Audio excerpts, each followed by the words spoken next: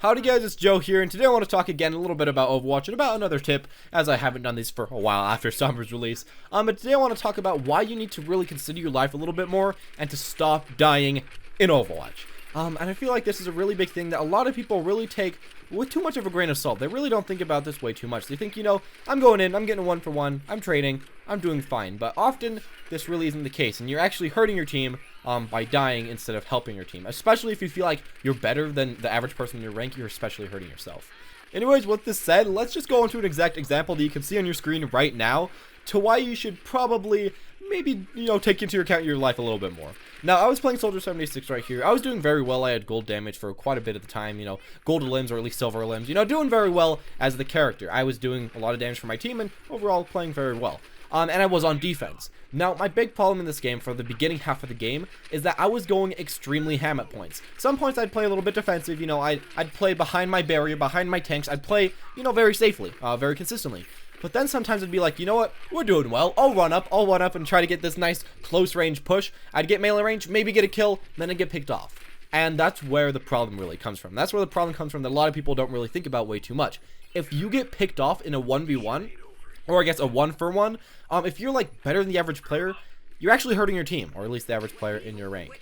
Simply for the fact that if you're dead, you could not be helping your team. If you're like, you know, the better McCree than the enemy team's McCree, but if you die and he dies, you're just helping the enemy team because you don't have your great McCree. That's you anymore. So this really just gets rid of your effect to be able to carry for your team, which a lot of people just don't really think about. They'll go in for that 1v1, they'll kill themselves along with someone else, or get, you know, this nice trade, this nice amazing play, and then they won't be able to help their team anymore.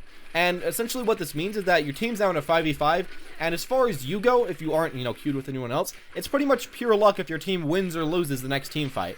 And I wouldn't say that you want to put this pure luck into your team's hands, as sometimes they will amaze you, sometimes they're going to do amazing, completely stomp, but sometimes the enemy team just won't really do the best. And I'd say it's a lot better to often play consistently, play a bit more defensively, you know, care for your life, don't go in for all these, you know, magical plays that only work like a fourth of the time, and just try to realize that you can have a huge impact, and that you really shouldn't try to go in and try to die.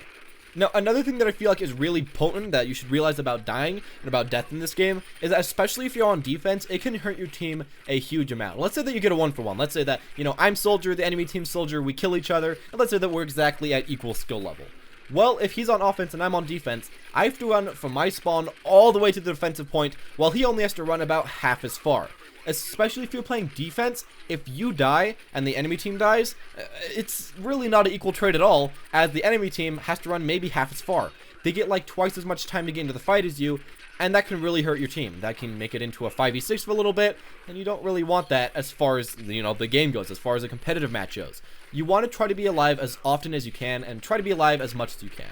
Now, with this said, I won't say, you know, throw your teammates under the bus and be like, you know, you go over there, you die, I'll stay alive, it's perfect. And as well with this, sometimes you will die. Sometimes, you know, you'll get flanked around, you'll be playing someone like a Mercy, they'll get behind you with a Tracer, and then kill you. Of course, you can't stop that. Of course, you can't stop all your deaths. Some of these deaths just happen in big team fights. But I'm saying, you know, those risky plays, those risky moments, or those moments where you just out-position or you position yourself badly, try to think to yourself maybe how you could play those better, and maybe how you could be a little bit more consistent in your play, as I feel like that's one of the main things in order to win a lot more games. Overall, as far as rank goes, I've been really trying to do this a lot with Soldier 76.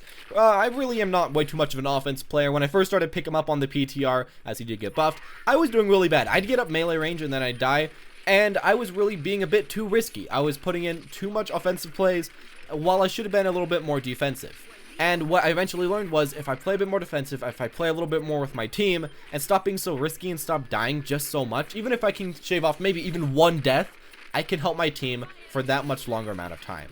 When you really think about it, walking from your spawn all the way to the base, if you don't have like a movement plus ability, can take like 20 seconds, plus you having to wait like 9 seconds to respawn. So that's a 30-second-ish about, especially on defense, that your team has to play 5v6 or at least 5v5, and that's something you never want to put on your team, and that's something that you never really have to want to bank on. You want to be able to play as well you can, and be able to, you know, help your team as much as you can. Now, with that said, of course, you can't 100% stop every single death that you can, but if you do happen to see things in your gameplay that do seem to lead a lot to your death, then try to fix it up. For example, if you're always going completely ham as a support like Zenyatta, I've seen quite a few Zenyatas, you know, go ham, try to get a lot of kills instead of, you know, staying behind their tanks, or if they're just going a little bit too ham, getting right next to their tanks and then just still getting taken out by the enemy team because, you know, they have like a Pharaoh or they have a Junkrat or they have a Genji, they can just get up in there.